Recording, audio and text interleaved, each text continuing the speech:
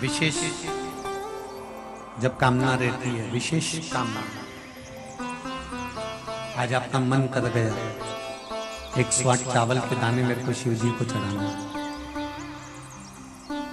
108 चावल के दाने मुझे आज शंकर भगवान को चढ़ाना। विशेष आज आपके मन में कोई मनोरथ बड़ा है, कोई कामना बड़ी है, और बाबा से आपने विनती करी कि मेरा ये कार्य अटक रहा है, आप पूरा करोगे, मुझे विश्वास है।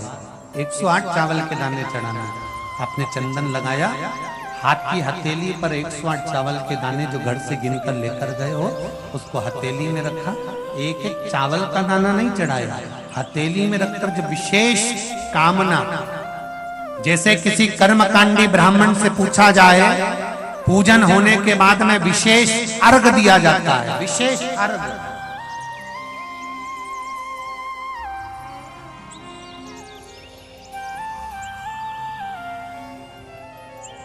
उसी तरह विशेष कामना के लिए लो दुख कटता ही नहीं है, दुख कट ही नहीं रहा।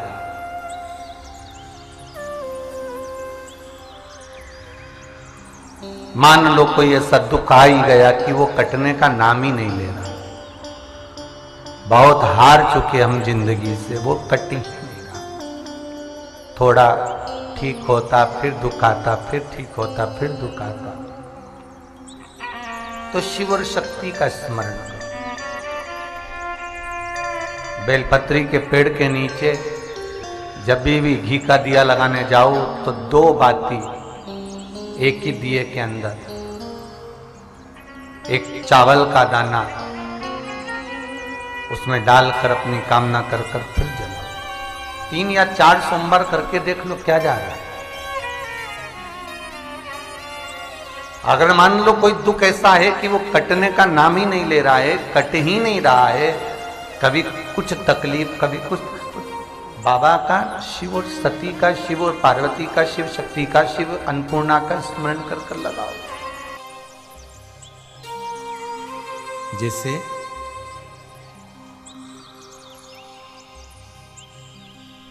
बेले के फल का गुर्दा, बेल का जो फल होता है, बेलपत्री का फल, उसका जैसे गुर्दा, उसके अंदर का जो भाग होता है बेल का, वो गुर्दा,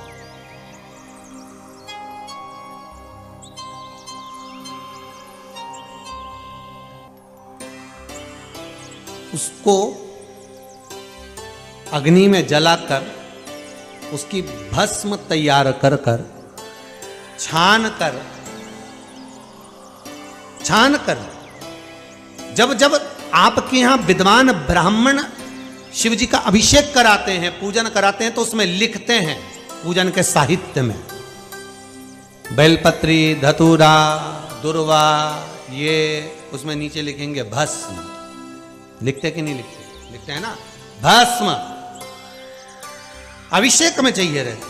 तब उस भस्म का थोड़ा सा भी भाग आप अगर शिव को समर्पित कर रहे हो तो ये जान लें कि शंकर मनवांछित फल प्रदान कर रहे हैं, शिव फल प्रदान कर रहे हैं।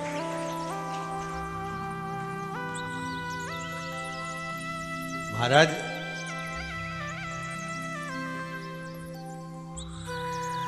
बेलपत्री के वृक्ष के नीचे बैठकर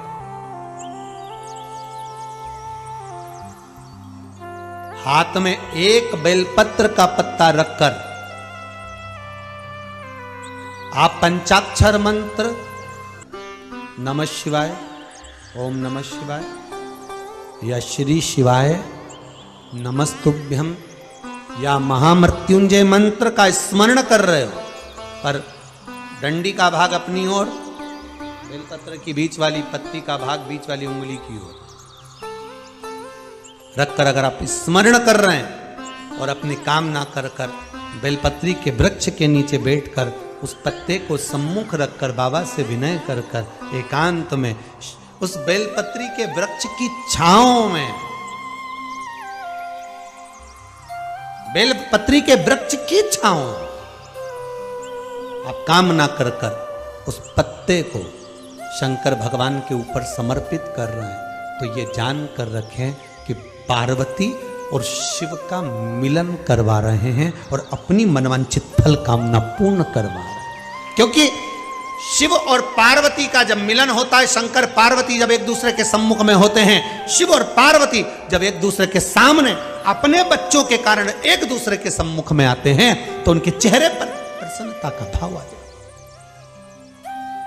फल, मनवांचित फल की कामना आप जिस कामना के लिए कर रहे हैं, विवाह के लिए, नौकरी के लिए, सर्विस के लिए, व्यापार के लिए, रोग मुक्ति के लिए, आप जिस कामना से कर रहे हैं, बस उससे कहा कर।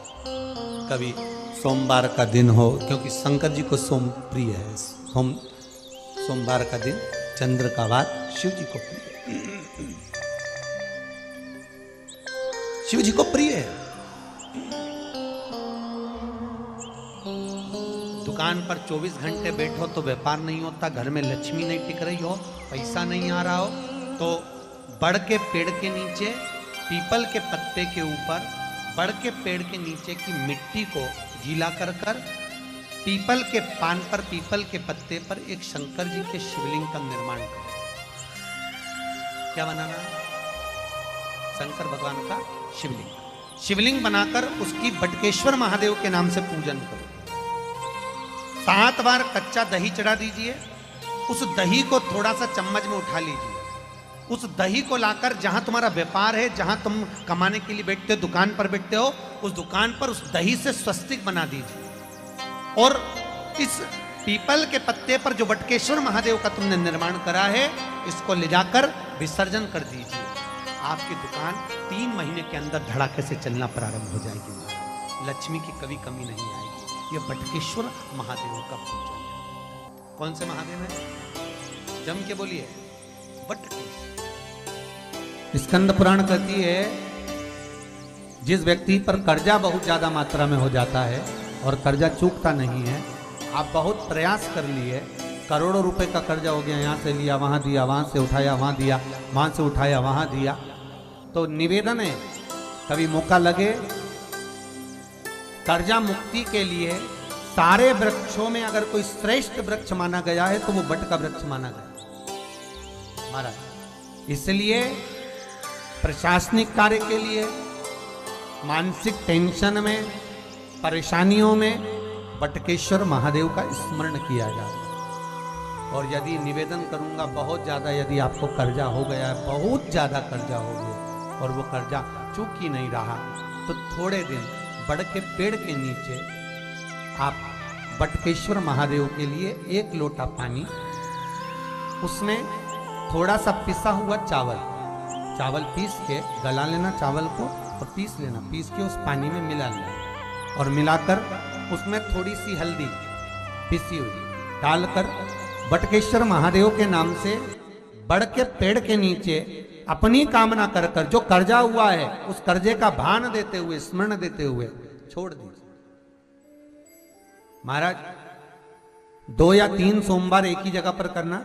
3 सोमवार बाद वहीं से बड़ के पेड़ की थोड़ी सी जड़ उठा लाना और उस जड़ को एक कोई धागे में बांधकर या तो अपनी गले में डाल लो या अपनी जेब में पटक लो, उसको थोड़े दिन पटक कर रखना, लगभग 2 से 3 महीना पटक कर रखो। वो जड़ जैसे बड़ का पेड़ विस्तार होता है, पानी गिरे ना गिरे, जल वृष्टि हो ना हो, गर्मी पड़े ना पड़े, उसको कोई